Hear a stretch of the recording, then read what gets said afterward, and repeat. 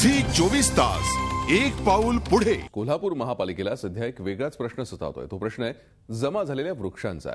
घर बांधकामासाठी परवानगी देताना महापालिकेनं वृक्षभेट घेण्याची योजना राबवली, मात्र नियोजनाअभावी त्यातनं जमा झालेली तब्बल 35,000 वृक्ष आता तसेच पडून आहेत।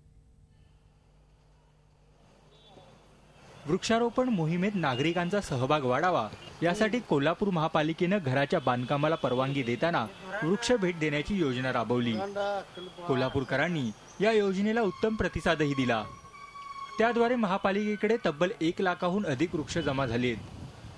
त्यातली 60,000हून अधिक झाडं मराठा बटालियनच्या परिसरात वृक्षारोपण करण्यासाठी दिली, मात्र उर्वरित 35,000हून अधिक झाडं अजूनही तशीच पडून आहेत। त्यामुळे ही झाडं महापालिका लावणार कुठं असा प्रश्न नागरिक आणि पर्यावरण प्रेमी विचारतायत।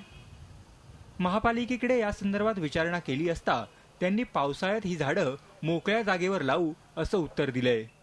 नगरपालिकेचा दावा जो आहे तो खोटा आणि पोकळच दिसून येतोय।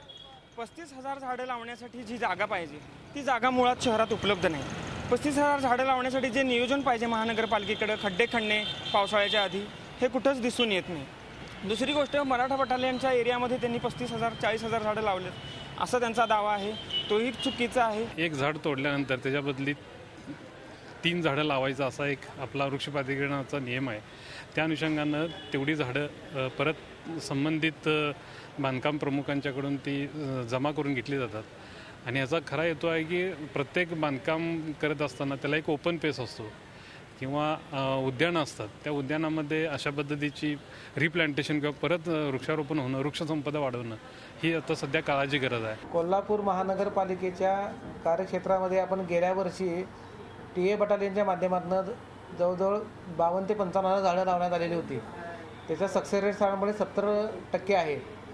या गेल्या मोसममध्ये जी काही झाडं मेलेली आहेत किंवा काही जगलेली नाहीत ती झाडं त्या ठिकाणी आपण रिप्लेसमेंट देणार आहे त्या ठिकाणी, आणि उर्वरित झाडांचं नियोजन आपण रंकाळ्याच्या साईडला पूर्व बाजूला, त्यानंतर आपले काही ओपन स्पेसेस आहेत त्या ठिकाणी लावण्याचं नियोजन आपण केलेलं आहे। महापालिकेनं वृक्ष भेट योजनेतून जमा केलेली झाडं सध्या शहरातल्या विविध बागेत ठेवली आहेत, पण आता यातली अनेक झाडं सुकतायत। महापालिका याबाबत काहीही करत नाही। त्यामुळे आता या झाडांचं काय करायचं याबाबत पर्यावरण प्रेमींनी उपाय सुचवण्याचं आवाहन झी मीडिया करतंय। प्रताप नाईक, झी मीडिया, कोल्हापूर। झी 24 तास एक पाऊल पुढे।